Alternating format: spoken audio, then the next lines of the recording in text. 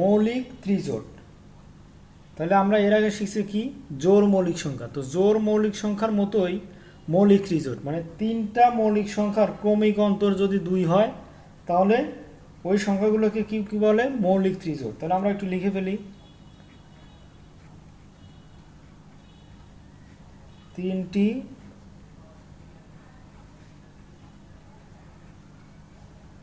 মৌলিক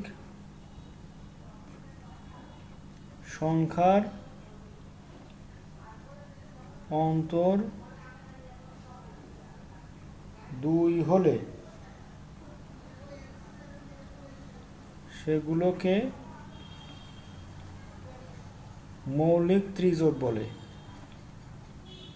মৌলিক ত্রিজোট বলে। আচ্ছা, যেমন কি আছে? যেমন আমরা বলতে পারি 7 একটা মৌলিক সংখ্যা, 5 একটা মৌলিক সংখ্যা, 3 একটা মৌলিক সংখ্যা।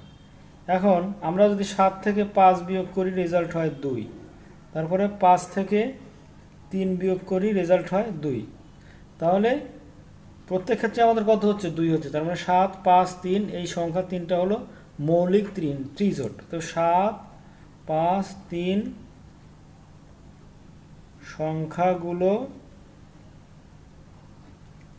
মৌলিক ত্রিজোট।